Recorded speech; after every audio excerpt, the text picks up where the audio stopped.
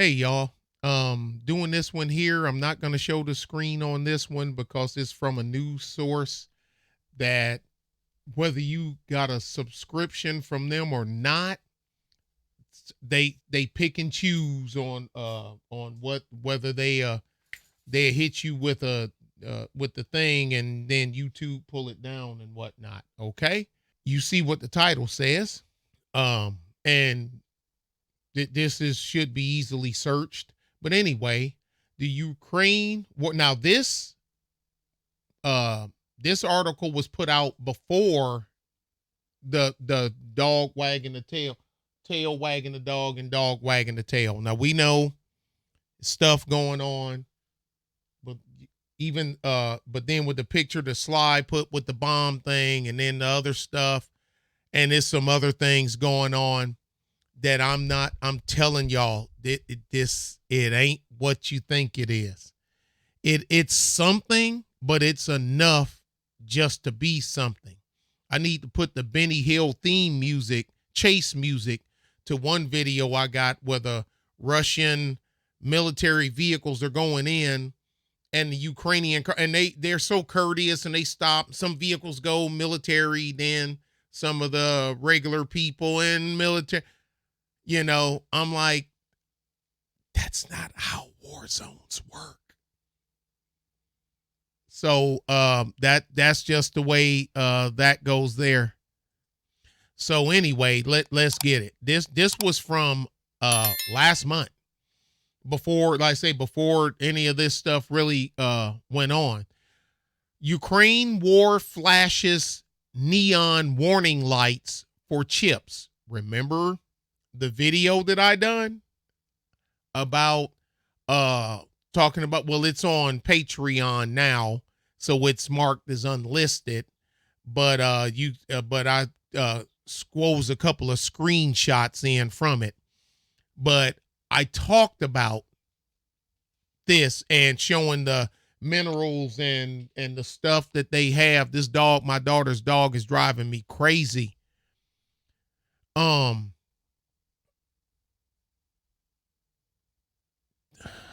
Boy,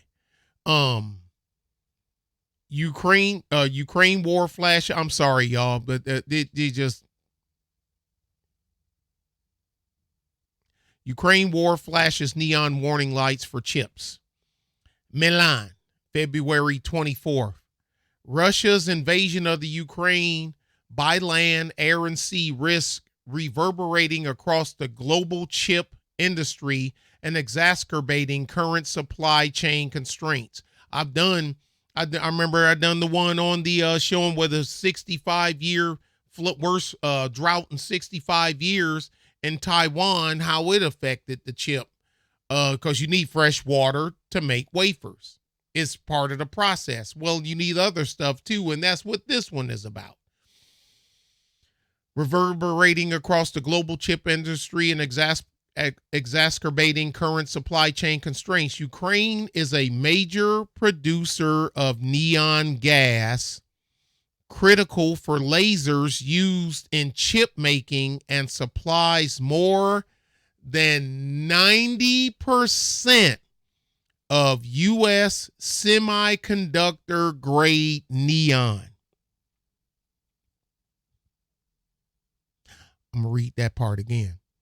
Ukraine is a major producer of neon gas, critical for lasers used in chip making, and supplies more than 90% of U.S. semiconductor grade neon, according to estimates from research firm Techet, Techchcet.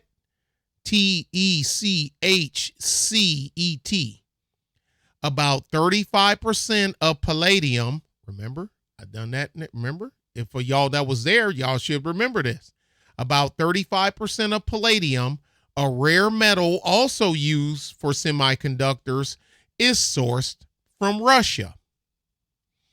A full-scale conflict disrupting exports of these elements might hit players like Intel, which gets about 50% of its neon from Eastern Europe, according to J.P. Morgan.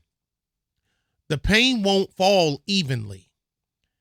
ASML, which supplies machines to semiconductor makers, sources less than 20% of the gases it uses from the crisis-hit countries.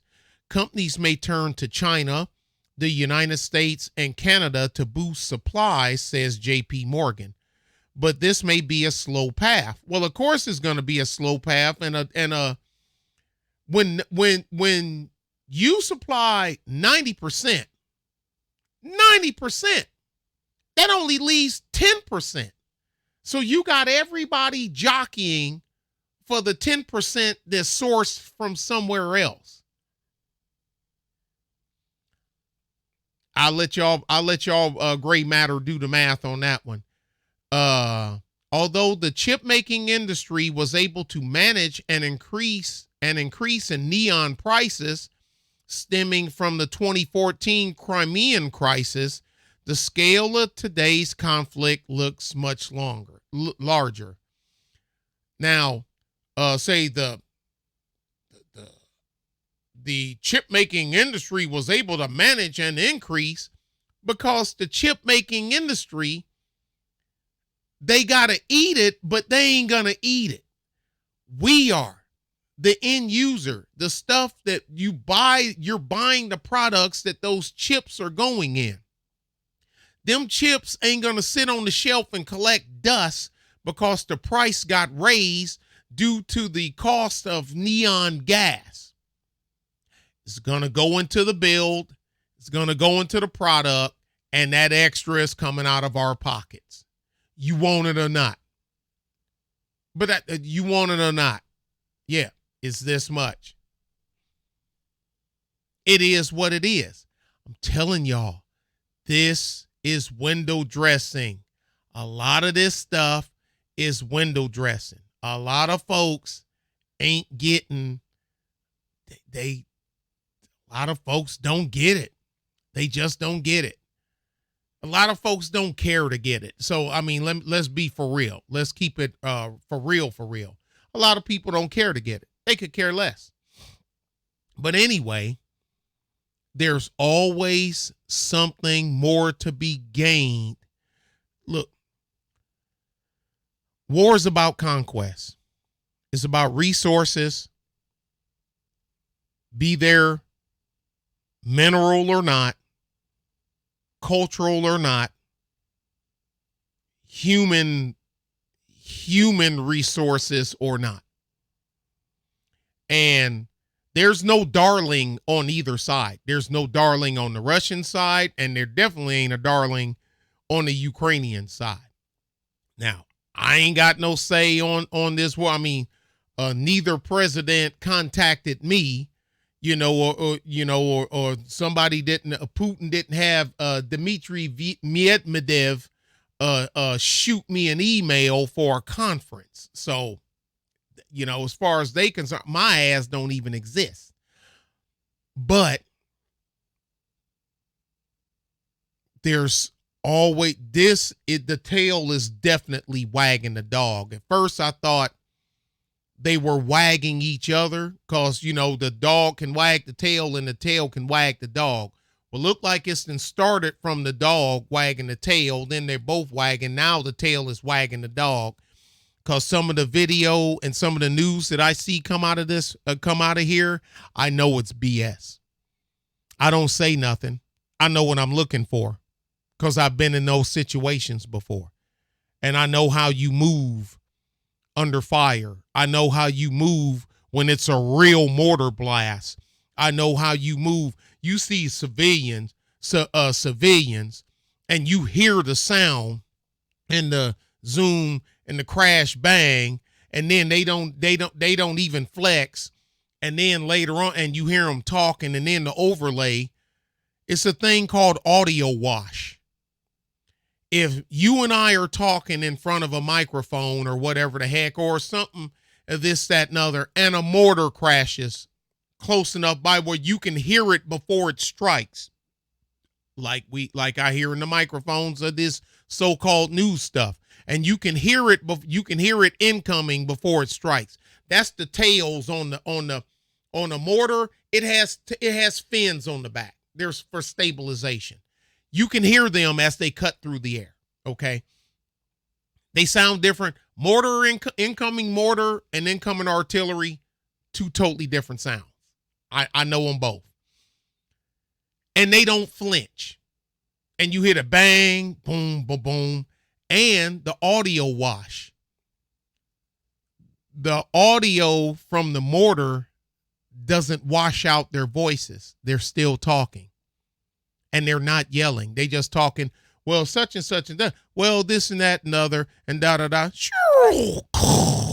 But when they go, you can still hear their voices. That's added audio. That's added audio. The tail is wagging the dog. See y'all later. Bye. That's all I'm going to say. I ain't saying nothing else.